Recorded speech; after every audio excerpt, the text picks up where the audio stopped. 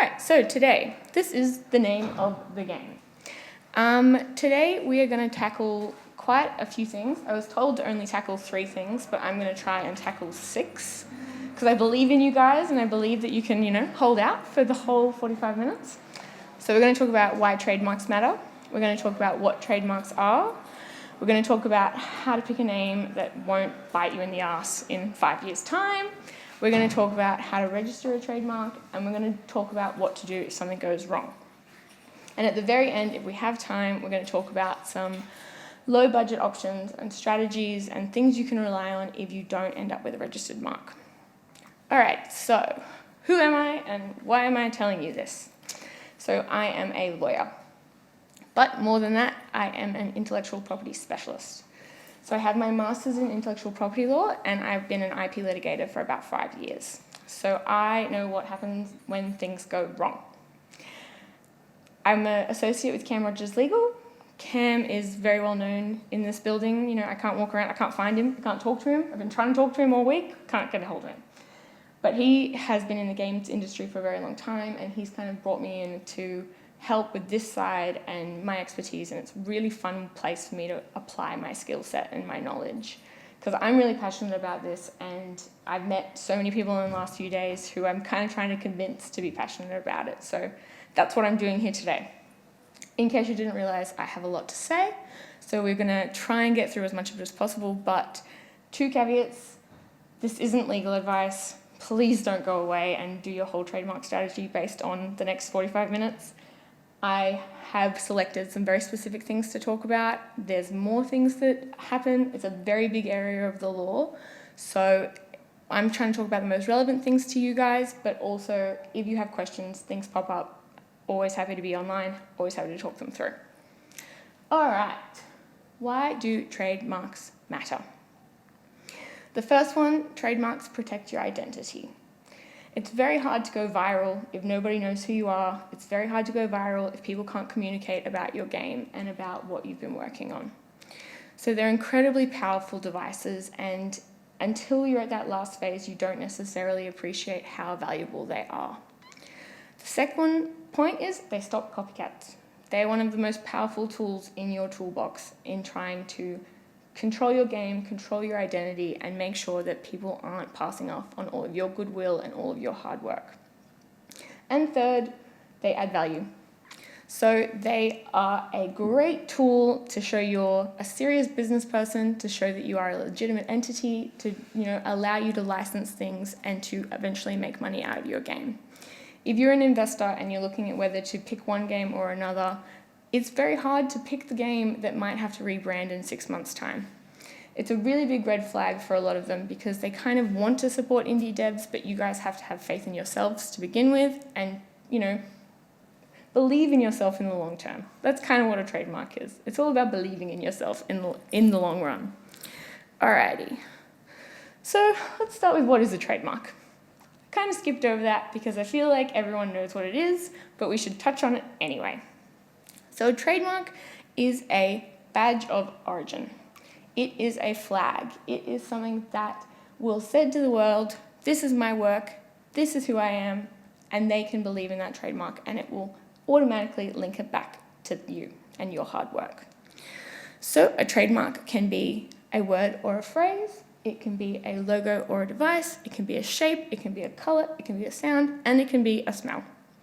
Please don't try and register a smell. It's very hard. There's a lot of law in that area and no one really understands it, but it definitely can happen. So trademarks, it's all about identifying, it's all about having something that goes out into the world and people know who you are and what you're dealing with. It's how you say this is mine, not yours.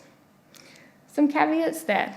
Trademarks are generally only registered in respect of the goods and services that you register them. So they only grant you that monopoly when you have connected your trademark to those goods and services.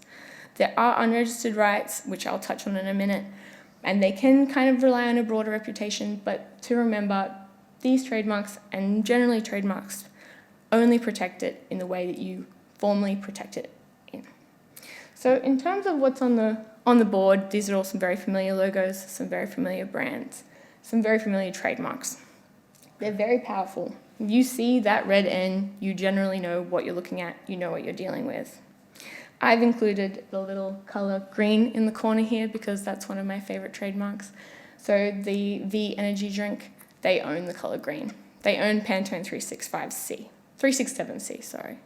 It's a very, very well-known colour, and they have spent a lot of money trying to defend it and trying to keep it. It is, a yucky green colour, but that to one side, it's very recognisable, particularly in the markets where they've put the effort into protecting it. They registered it all the way back in the 90s, and they're still to this day fighting to hold on to it. Colours are a very powerful area of trademark law. It's also a very, very litigated area of trademark law. So the pink on your Vanish bottles, that's similar. The purple on your Cadbury packets, that's a trademark. You cannot sell chocolate in a purple packet without getting a letter from Cadbury. That's what's going to happen. Okay. Unregistered and registered trademarks. They're both very powerful tools. Registered trademarks are a formal version of an unregistered mark. So when you see the little TM, that means that it's an unregistered trademark in that jurisdiction. When you see a registered trademark, it will generally have a little R in the corner. You do not need to have the little R there, but a lot of people choose to do it because they've gone to the effort of registering the mark, so they want to tell everyone that they have the registration for it. So unregistered rights, or common law rights, that depends on your reputation.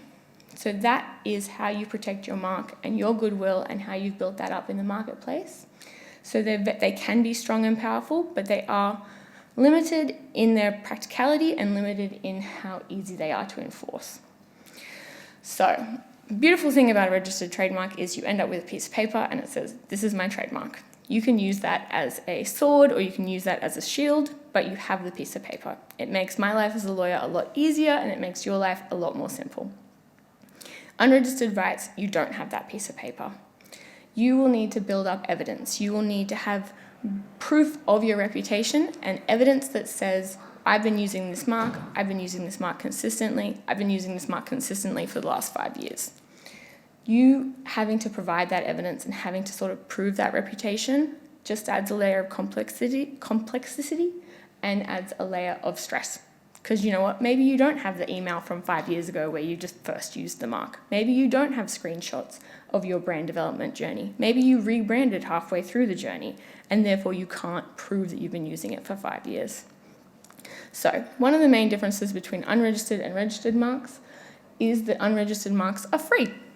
Everyone has them. If you have that brand reputation, you have that initial spend is not necessary.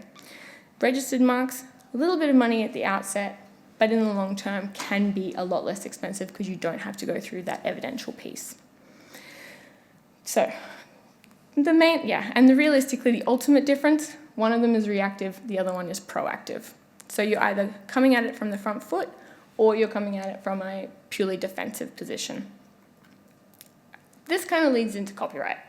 So one of the main questions I get, and one of the main questions I hate, is when people say, oh, but I have copyright. I own my game. I copyrighted it. And that's fine, and copyright is a very powerful tool. I'm not trying to say that copyright's not good. I'm just saying it doesn't do necessarily what people think it does. Copyright protects what's inside your game. It protects your code. It protects your music. It protects your art. It does not protect your name. It does not protect your one-word name. It doesn't even necessarily protect a phrase. It's a very complicated area of the law, but just believe me when I say this, you do not own the copyright in your name. You might, but I will fight you about that. Realistically, trademark protects the outside of your game. It protects your identity. Copyright protects the inside of your game. It protects the content. Okay. That being said, for something to be protected by copyright, it needs to be copyrightable. Therefore, it needs to be an original work, it needs to be an artwork, it needs to be a piece of written work, it needs to be a literary work, in other words. The Copyright Act is very old and a little bit archaic, and that just makes it even harder to use in this context. But sometimes things are copyrightable. But that is the first hurdle that you'll need to get over. A second hurdle that you'll need to get over if you want to rely on copyright is that actual copying has happened. This is one of the weird things that happen in copyright cases. You can have two people on other ends of the world come up with the exact same idea at the exact same time, and copyright is not going to help either of them. A trademark will help both of them, or one of them, more than the other. So something that's trademarked, it means that you own the monopoly in respect of those goods and services in the jurisdiction, no questions asked. Copyright law, if you want to sue someone for infringing on your copyright, you need to prove, in layman's terms, that they have actually copied your work. So they have found your code, they have then moved it and used it in a different way. There needs to be some sort of chain of copying that you can follow. Again, this is an expensive legal nuance that can mean you can have teams of lawyers searching through email chains trying to find that link. Trademark registration, you don't need that link. You have the piece of paper. You're good. That goes on to the next thing, and this is probably one of the good things about copyright. It is automatic. If you have a copyrightable work, it technically in Australia, it's automatically protected. It's a little bit different in terms of trademarks. They're not automatically protected. If you register your business name or you register a trademark, it's not automatic. You have to go through that registration process. Copyright doesn't necessarily have that, but the downside of that is it means you have to prove that you have a copyrightable work. It takes you all the way back to the beginning. It takes you back to that registration process. Instead of doing it proactively, you're just going to be doing it reactively. And finally, and that leads into it being automatic, it means it's free. Copyright being free, it's a great thing. Trademarks cost money, that can create a barrier to entry, and that can create difficulties for people. Copyright being free in the short term, similar to an unregistered trademark. It's free, it means you do have common law rights, it means you do have a leg to stand on, but in the long run, it can be more expensive. And I'm going to come back to this point quite a bit throughout this talk, in that the initial investment can be scary, but it will be cheaper in the long run. And that's kind of what this all is about. It's about believing in yourself in the long run and being confident that, $100 spent today means you don't have to spend $1,000 tomorrow. Okay, why this matters. People sue people all the time. It's pretty scary. I'm not going to talk about these cases specifically. They're just the ones that popped up when I Googled video game trademark infringement. You've got big guys, you've got little guys, you've got all the variety of things that can happen here. And it's scary. Like, you do not want to go through your video game process, get to the end, and release. You're excited, you think you're done, and then you get a cease and desist letter. And it's terrifying. And you have to rebrand your whole game. You have to, start from scratch. Steam removes you from the website. That's pretty bad for something that you've spent 7 years building. I recently worked with a board game developer and I was like, please, let's get a trademark, please, before you print the game, before you do the box. Come on, if you have a box, you have 100,000 of these board games, please have a trademark for the name before you start selling them, because if you sell this game without a trademark, you're going to have to probably destroy all of those boxes. They're going to get stopped at customs and you won't be able to import them or export them because technically they're infringing someone's IP. Or they could be. So yeah, not trying to scare you, but trying to scare you. All right, we're halfway, guys. And I'm perfectly on time, so we're good. We are going to talk about registering your mark. We're going to talk about how to pick something, and we're going to talk about the practical questions that can come up and some of the things that you're going to be aware of. The ultimate goal here is to avoid headaches before you file, to avoid headaches during the filing process, and to avoid headaches once you've gone to market. As I've talked about, your game's name and logo is a legal asset. It's something that you put in your war chest. So before you get too emotionally attached to your name and before you get too involved and get too far down the line, there's some things you need to pick, there's some things you need to make, choices. Okay, the first one is picking a mark. Picking a name that's not going to backfire. There's a couple of different things here, and this slide is quite busy, but there's a lot that you need to do in terms of picking a name that won't backfire. Question is, a trademark acts as a badge of origin. You need to pick something that is identically and intrinsically you, and that intrinsically represents your brand and your product. So picking something that's incredibly generic is not going to achieve the ultimate goal. It's also probably not going to be able to be registered as a trademark. Picking zombie shooter, space battle, anything like that, it's not a good idea. One, because it's incredibly hard to enforce, and two, because it's incredibly hard to register. You're just making my life hard. It's not good. But that's people want to do it, and sometimes they're incredibly powerful. Picking something that has nothing to do with the product that you're actually working with is probably the best way to go. Make up a word. Make up anything. Be creative. Be something that's going to be unique, easy to remember, something that's going to help be an asset for your brand. Something that, look, it can change, it can develop over time, but try and start with something that's not going to be just a generic word that no one really knows what it means and no one really knows who it applies to or who it's talking about. This goes on to, don't pick things that are descriptive. This is because when you apply for a trademark, it goes to the trademark officer. They will review your application. They will look at your application and they will go, does someone else reasonably, want to use this term or phrase or use this word pretty innocently and, letting one person have the monopoly over zombie shooter or whatever it is that really fair? Is that really the purpose of the Trademark Act? It's not. They will shoot you down. That is the end of your application in a lot of cases. I've spent a lot of time writing submissions to different various IP bodies around the world, trying to explain why things aren't generic and why things aren't descriptive. It is a very tenuous argument to try and make for something that is clearly descriptive and clearly generic, but I will try my best if we end up there. Yeah, so try and think about things that are going to really speak to the audience, that are really going to be a good point for you to rely on in terms of differentiating your product from someone else's. The next things that I really would love people to do is come up with 3 or 4 names and do a Google search. You can do a huge amount of the legwork in terms of registering a mark if you have a look and see if there are marks that already exist in the marketplace. It's incredibly disappointing when someone comes to me and says, I want to register this mark, this is my brand, I've built it, I've got an amazing logo, all the things. And then I go on and I do one Google search and I say, I'm sorry, somebody already has this mark. Somebody is already using this in the marketplace. You might be able to get a registration for it, but it's always going to be vulnerable to those people saying, you're trading off our goodwill.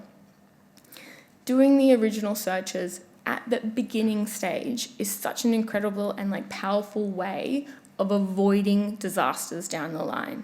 The information is there, the reputation is there, you just need to take 10 minutes and look for it. If you're feeling really nerdy, you can go onto the intellectual property offices and search their registers. They all have incredibly easy and incredibly good artificial intelligence tools now where you can put your name in and it will tell you the top 20 things that might be a problem. It's not a foolproof search, it's not going to give you all the answers, it's not going to explain why they're going to be a problem, but it is a really useful tool, particularly if you want to do this on your own or if you want to go down the path of registering a mark. It's a very easy way to see if it's going to be successful or not. It's a very easy way to work through the problems. Okay. Oh, picking a logo, picking an apple. There's multiple different ways you can register a trademark. This is what I talked about at the beginning. It can be a logo, it can be a word, it can be a smell. A lot of the time people are trying to decide whether to pick a word mark or a logo mark. There are reasons people do either, and sometimes people do both. Picking a word mark will give you the monopoly over that word in respect of those goods and services. It doesn't matter what color the word is, it doesn't matter what context it's being used in, you own that word in respect of those goods and services. Registering a logo means that you own the visual representation of that logo. So it's how you've decided to depict it artistically. When we talk about trademark infringement, there's this thing that's called distinctive and dissimilarity, and, are things similar or are things different? Are things distinctive enough? The word is a very broad monopoly. It's very broad protection. The logo will give you kind of a grey area of protection, but generally it's a lot more restricted. It's a lot harder to enforce because you are going off of visual representation. So if we go back to the Netflix N, that's very powerful because it is just an N in the red. But that doesn't mean it stops everyone from using the letter N.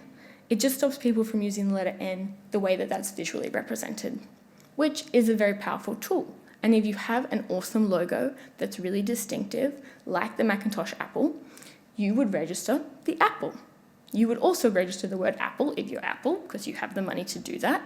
But it's kind of an easy way to pick or choose.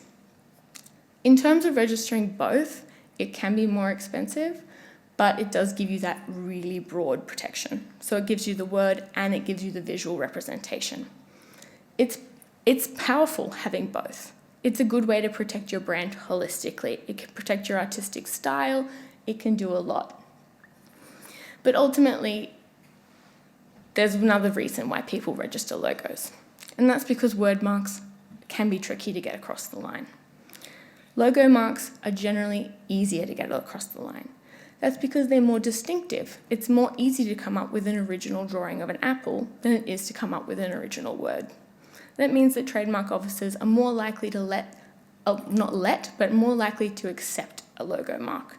So if you have a word mark that you're not sure about, or that could be descriptive or it could be generic, you can go with the logo and you can get both. You can get a level of protection, but you won't necessarily have such a hard way to get through the registration process. So it's just another fun way that you can make the process a little bit cheaper, but it will ultimately mean that you don't have that broad monopoly. You'll have a kind of limited monopoly. Okay, picking your goods and services. You would have heard me say in respect of the goods or the services that you are specifically registered in respect of. Unfortunately, registering a trademark does not give you ownership of that word in respect of anything that's ever made ever. If you register in Class 9 in respect of software, you are not necessarily going to be protected in Class 25, which is clothing and merchandise. So one of the things that you have to pick at the outset is what classes you want to register your trademark in respect of. This is a bit of a tricky question because brands grow and they change and they develop, and you ultimately could make some really cool merch. So you really want to have the trademark for merchandise. The problem with having the trademark in merchandise, if you don't ever get there, is that you've spent money to register the mark in respect of merchandise. The more classes, the more expensive the application is going to become. So if you're a little dev and you haven't decided what you want to do yet, you just need to register your trademark, go with the straight classes of 9, 41, 42, maybe 28 if you're a board game guy. You can even just do Class 9 if you want to. That just gets your foot in the door. There is absolutely nothing stopping you from registering more classes in the future, and that means that you can grow and you can change. But in terms of just getting your foot in the door, limiting your classes is a really powerful way to do that.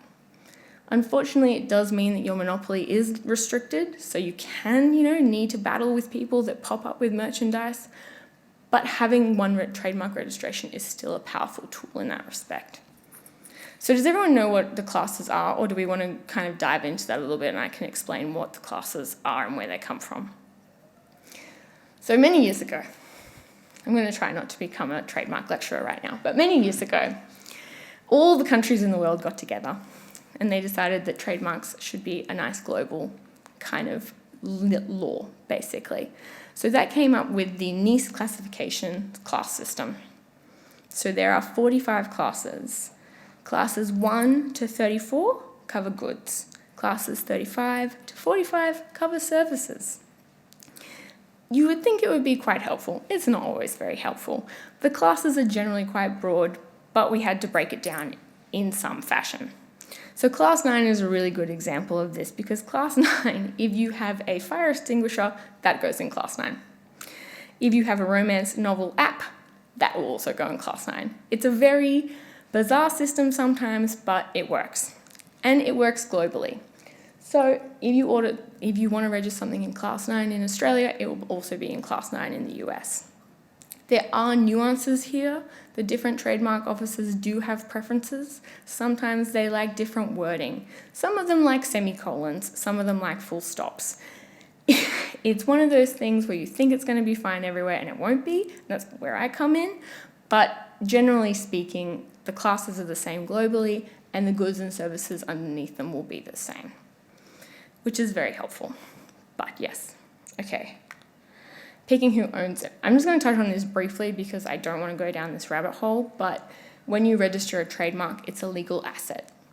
So you need to register it in respect of a person, a company, or something else. It doesn't want to be registered to a trust, just as a fun fact. In terms of registering it to a company, this is generally what I would advise, mostly because it gives you the greatest depth in the long term. It means that if staff members come or change, it means that you have a bit more flexibility. Trademarks last 10 years, so you need to think 10 years from now, who's going to be around in order to pay the renewal fee. A company is generally the best way to do that. It means that there's one point of contact, and it means that there are different ways that, it's not just going to be one random guy that no one's heard from for 6 months and he's got the login and no one knows what to do. It also means if you sell your game or if you move on, you're able to license that asset and move that asset on without it necessarily being tied to you as an individual. It also means that you don't necessarily have to put your name and your address and your phone number up on the register. You can just use your business. You can also, this is quite an awkward question, but a lawyer cannot register it for you. It needs to be you, whether that's you as a person or you as a business.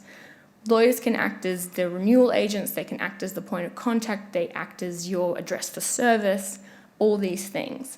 But the actual person who holds the mark needs to be the actual person that holds the mark. There's a second reason why this is important, and that's because trademarks have to be used. And by used, I mean that in the legal sense. I mean that if you don't use the registered mark in respect of the appropriate goods and services, you can become vulnerable for renewal. There are people that watch the register and they say, I'm keen to get into this market, but I want to use that mark. They will Google the existing marks and they will go, oh, this person has this mark. They've held it for 30 years, but they stopped producing that product 20 years ago. That mark is then vulnerable to revocation. That means that mark can get taken off the register and you can't use it anymore. It means that the third party can come in. Yeah? So, in that case, can somebody else come in and trademark it exclusively to the exclusion of the person who originally had it? Yes. Okay. Yeah, so that's actually a question that pops up, that someone will say, oh, I registered my mark like 5 years ago, but my product I couldn't get it into the country, so I never launched. And I will say that's a problem, because you can lose your registration. Not trying to scare you. Use is not a high threshold. It's quite a low threshold. If you have a website with pictures of your product, you have to be in a pretty bad situation for someone to come after you for revocation, particularly if you are trying to use the mark. It generally happens for big companies where they've registered 50 marks and 10 of the products never existed. Happens in soft drinks a lot, interestingly. They'll register all the flavour names and maybe only 3 or 4 flavour names will get into the market. And then normally another soft drink company will come in and say, well, that's a really good flavour name, so I'm going to try and register it. But yes, did that answer your question? Yeah, okay. Yeah, so use is important. And use is important in terms of who owns the mark, because then that use needs to be by the person that owns the mark. So there's some intricacies that happen in terms of licensing and things like that, but generally there needs to be a paper trail that will take it back to the specific company or the specific holder of the mark. Yes? Does use have to be public? Yes. Okay, so if I'm working on something, I'm working on it for 8 years, 5 years ago I registered a mark. Yeah. I haven't used it anywhere, so am I protected in any way? I'm not ready to announce yet, etc. Yeah. When should I register? Right before I'm going to announce? Or? I wouldn't say that. So registration can take 12 months, multiple years to get through. I mean, do you have a Steam page? No, because like that's You haven't gotten it. it. Making things public, etc. Yeah, so you, unfortunately, in that very specific situation, off the top of my head, may be vulnerable to a revocation action. Sure. And- I don't have one yet. No, okay. I don't want to like. I'm just trying to work out when it would be relevant to do some of this stuff. Yeah. Yeah, I can ask afterwards as well. No, that's fine. I kind of This is the crushing of people's dreams that I hate. Yes. It changes on jurisdiction. Yeah. There's usually a 3 to 5 year or 3 or 5 year kind of threshold where use needs to occur. Okay. So if you register a mark, don't use it for 5 years. Someone else wants to come into the market. It's the way that the trademark registers stop it filling up over the top and filling up unnecessarily. It's how they stop people just sitting on things for 30 years and disrupting the market in that way. Because people do that. People do register a mark in order to stop someone else registering a mark. You didn't hear it from me, but Coke and Pepsi do it to each other all the time. Okay, yes. Who's going to manage it? That's my last point on this slide. Having a lawyer or having someone in that situation, a trademark attorney, it means that they have systems in place. It means that they can notify you that renewal is coming up. A lot can happen in 10 years, and having someone that's actively looking after these things is actually quite important, particularly if you end up blowing up and have 500 staff and, we registered the name 5 years ago and no one knows what's happening with it. Okay, picking where to protect. This is another really kind of like the classes. I want to tell you to go and register in the entire world and, every country that you've ever dreamed of releasing your game in. That's not, unfortunately, how this works. It would also be incredibly expensive. There are very few trademarks that are actually registered globally. It's pretty much impossible. There are a lot of countries that have trademark registers. I did a couple of marks a couple of years ago, and it was in some of the Pacific Islands. They technically have trademark offices. You can technically register a trademark there. I would call the trademark officer, trying to get through to them, and they would answer and they'd be like, oh, no one's in the office this month. We don't have any internet. Can you send us a letter? We don't have a post box. Just send it to the post office down the road, and they'll find Jim and they'll give Jim the letter, and then we'll try and action it. But you probably won't hear from us for 6 months. Don't bother with those registrations. The only people that bother with those registrations are massive corporations, and that's because they just have teams of people that are working to protect their brand. So they work really hard in those respects. That's a side hole that I'm not going to go down. Trademarks are territorial. If you register a trademark, you're only going to hold that registration in that country. Europe is its own thing. Europe is Europe. You can register in Europe, and that will take the European Union. So that's all of those countries. It's expensive, but you can do it in one application. Everywhere else kind of needs 2 applications. What I want to say to people in this sense is pick the countries that are the most valuable to you and that are going to be the most valuable to your game in the long run. Pick the countries where you are trending on Steam dramatically. Pick the countries where you're going to the effort to do localization. If you are bothering to translate the game into Japanese, get a registration in Japan. It's a very easy thing to overlook, and a lot of times people are just like, oh, well, I have a registration in Australia. Great, you're protected in Australia. You might get taken down on Steam in the US. That's going to be pretty dramatic. So remembering that they're territorial, remembering that there's different ways to apply, and I'll get to that in a minute, but keep in mind that you need to really target the markets that you're interested in. I will always tell people to register in Australia first, or register in New Zealand first, depending on where you're located, mostly because that first application, we're quite cheap in the global scheme of things. It will also give you an opportunity to iron out any issues that you might have with your application. If you get rejected in Australia for being descriptive, you've only spent $250. If you apply to 500 different countries and then you get rejected for being descriptive, that's a lot of money that you can't necessarily get back or do anything with. So using Australia or New Zealand as a launching pad is a really valuable and strategic way of doing this process. That also leads itself into the Madrid Protocol, which will require you generally to have a base mark. It will require you to have a home mark, which then you kind of launch pad off. Okay. How to apply. You can use me or not. I won't be upset. I will be upset, but that's okay. Filing, whether you file through a lawyer or not, is a personal question, and if you are doing a really simple mark, simple logo, you know what you're doing, you're feeling confident, you want to go for it, go for it. If things fall apart throughout the process, that's where lawyers can be really helpful. If you're planning on registering marks overseas in the US and things like that, having a lawyer that can communicate with overseas agents and kind of who know how the process is going to work is incredibly powerful. It's money well spent, because I know a lot of people that tried to do it themselves and they got very frustrated and they lost a lot of money, and it's just one of those things that can be avoided. Keep in mind that there are a lot of filing fees as well as professional fees. You're looking at spending about $300 to $500 per mark just in terms of filing fees, and if that's usually just for one class in one country. It can grow exponentially. So that's why being strategic at the beginning is really important, because it means you're not kind of just like throwing money at the wall and trying to see what sticks.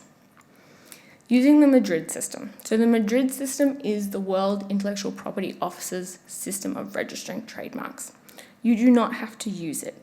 It is a very nice, powerful tool. You can file your application with the Madrid system. Most people would do it through a lawyer because it's quite clunky. It's not very easily accessible. You need to register, you need to go through a whole process. But the Madrid system allows you to use one application and manage everything through one login and one portal. It's very powerful, it's very helpful for lawyers and trademark attorneys. If you don't want to do that, you can do it on a country-by-country basis. Doing things on a country-by-country basis, also very powerful, also very useful. It depends what you want to do. It depends what your long-term goal is. It depends where you're going to end up. Which option? Things take time. A perfect trademark application in Australia, you might get done in 12 months. They need to have generally a 6-month publication process. This is where your mark is out in the world and people are given the opportunity to object to it. That substantially slows the process down because they have to honour it, and they have to honour it with each Madrid application filing you file as well. Don't think you can apply for a mark and get the registration in a month's time. If things go wrong, I've seen this timeline blow out to 5 years. I've seen the timeline. This is the beautiful thing about trademarks. If you ask for an extension, they'll probably give it to you, and it will be 12 months. And you can sit on it for 12 months. But unfortunately, that means that things sometimes can drag out, and by the time the game is, had its moment, they still don't have a trademark registration. So it's a stressful thing, and it can be a thing that really puts people off. But that being said, as soon as you file your application, you are given a priority date. So if you end up achieving trademark registration, you can then backdate that to your priority date, which is a really powerful tool. And if you have questions about that, I'm happy to talk about it, but it's something to keep in mind. Something else to keep in mind with the priority date is if you decide to file through the Madrid system, that first 6 months, if you do it within the 6 months of your original filing, then you can rely on the original filing date of the original application. It's not a massive problem in terms of this priority date, but it can be a powerful tool. Something to keep in mind. Okay, do I need a lawyer for this? Yes, that's what I do. But we know what to look for and we know how to do searches. So I can search all of the registers. I can search for things that are similar. I can come up with a whole system and report to you on anything that might possibly be an error or going to be a red flag or a bump on the road. We can file strategically to avoid those bumps on the road. We can tell you, don't file in class 42 because this other mark exists in class 42 and it's going to be a nightmare. We can tell you what's not going to get through at the outset, and we can tell you what is going to get through at the outset. Most of the time, we are just here to help. This is a team effort. It's not like you can start a game and go through this. No one expects you to be a lawyer. That's what lawyers are for. There's enough of us. It's all about betting on yourself and deciding where you're going to invest your time and your energy and the things that can be outsourced. Okay, what to do when things go wrong? We've only got 10 minutes left, so I'm going to power through what to do when things go wrong. Okay, my trademark application has been refused or opposed. The answer, probably get a lawyer, but no.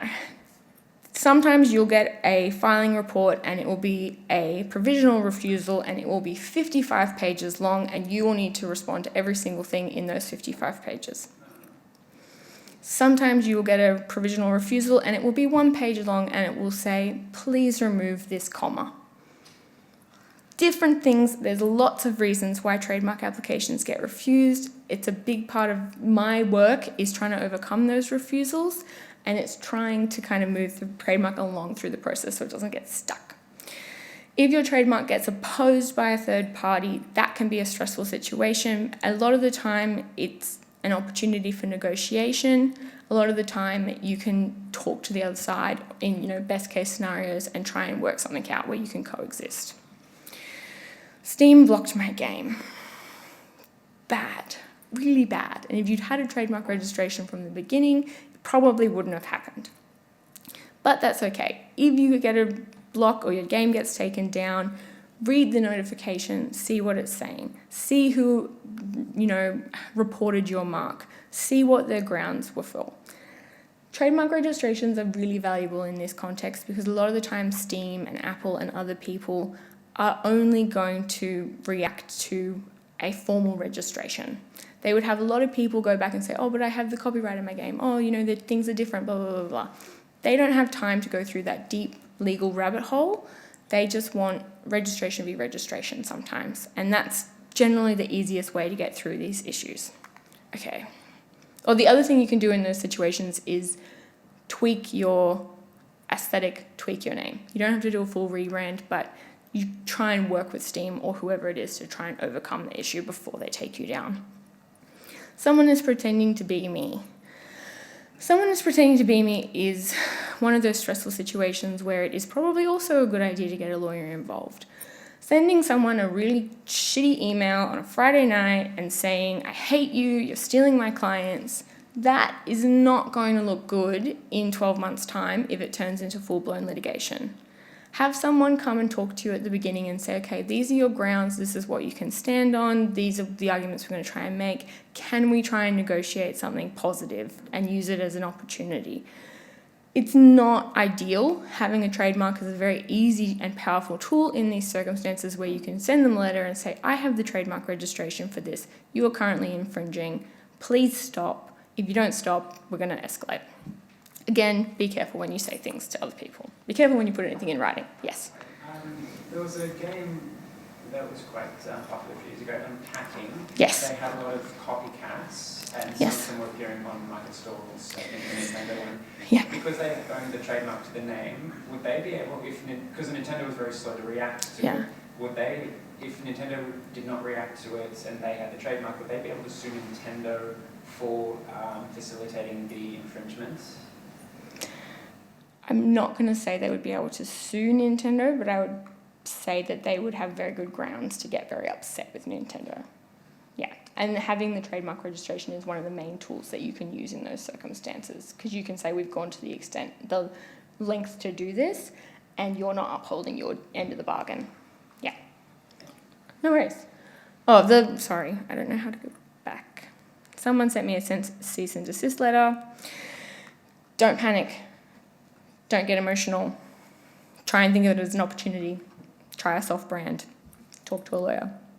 I'm going quickly here, sorry, because we are about to run out of time. Common misconceptions and mistakes. I've touched on a few of these as I've been going, but I just want to really underline them. Trademark protection is not worldwide. It's jurisdictional, based on territories. You only have the rights in those territories. It doesn't matter whether I use my trademark or not. Once I register it, I own it forever. No, you need to use it. You need to renew it. You need to do brand protection. You need to actively take care of your trademark.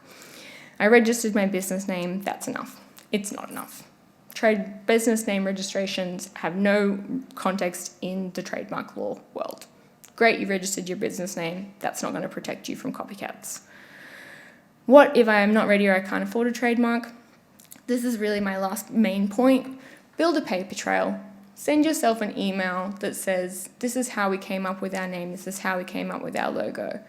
Just have something in writing. Take screenshots. Take screenshots of your different Minecraft, like your mind mapping. Just create that paper trail because you might need to rely on it down the line. You might have someone come to you and with a cease and desist, and you can turn around to them and say, oh, we've actually been using this mark for the past 10 years and we have the evidence to support that claim. So that can be a really valuable one to do. Be brand consistent. Use the same mark all the time. If you're going to change it, do that consciously. Use NDAs and contracts to protect your IP. That's just a general lawyer thing that's really important that I would really like you all to do. And the last thing to remember is you don't need to do everything at once. So you can do different countries, different classes, you can grow, you can construct, you can do whatever you want down the line. Getting a foothold is really powerful. So getting a foothold is probably the thing that I would suggest you do if you're not ready to go the full length. Okay. Start early, be proactive. You don't need to do everything at once. Keep a paper trail. Okay. Do you have any other questions? If you were to kind of triage what you do first in terms of different countries, different classes, and words versus logos. Yeah. What order should you kind of prioritize them? In terms of an application? Yeah, basically, would you try and go for all classes at once, or also all classes then all countries, or all countries first and then figure the classes later? I would probably do more countries first because having a foothold in a country is really valuable. Without a foothold, you don't have much you can rely on, whereas classes, expanding into multiple classes can just lead to a lot more trouble and a lot more problems down the line, especially if you're not going to use everything in those classes, and a lot of them overlap. So sometimes, even though you're not registered in a class, you might be able to stop someone in a similar class if the goods or services are similar enough. Any other questions? Yeah? Yeah, no, it was really helpful. I think it's the most useful talk I had this week in terms of, Tell your friends! Yes, exactly. Well, in terms of when any dev starts learning about trademarks, probably should do that after reading a Reddit thread about someone who just had their game taken out of Steam. Yeah. And then you go on Google and it's really telling bullshit and you've got something stuff. Yeah. When it comes to registering to a business and you've issued a sole trademark, does it then follow along, let's say the business expanded in the future and moved on to a different type of corporate structure? Yeah.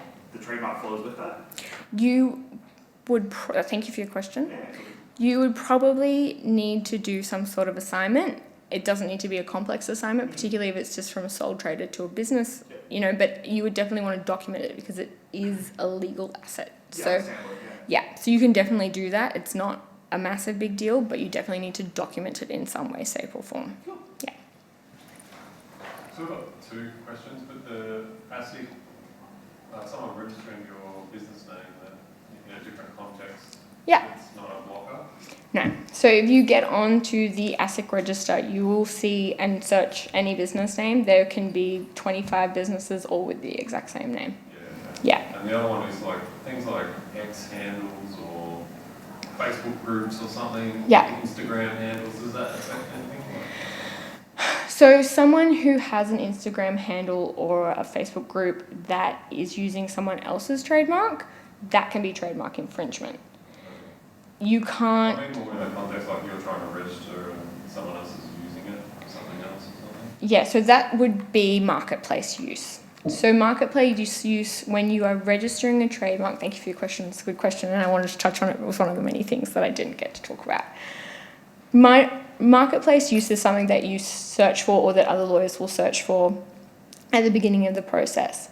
IP officers will not do marketplace searches. They will just work within the register. So you can apply for a mark, get it successfully registered, and if that marketplace use exists, those people could potentially come in and revoke your mark, or they could oppose your mark on the grounds that the mark never should have been registered, because that trademark registration is technically infringing on their common law rights. That was going to be my next question. Yes. So it goes both ways, marketplace use is a weird area of the law. It's very complex area of the law in terms of this talk. But yes, if you wanted to, so if you had a trademark, if you had a Facebook group that you'd been running for 15 years, it had a really famous name, you had a great reputation, and then someone registers the trademark for that's not you, you would have grounds to do something about that registration. If you'd registered the trademark originally, you would have been able to stop that application and you'd have a stronger legal argument, but you have the argument nonetheless. Can you get around that through those section things by not including a section or something? Yes. As long as you don't need it, I suppose. Yeah. It depends how similar the marks are, or they're identical or things like that. We've run out of time, guys. I'm sorry. Thank you. Thank you for the questions.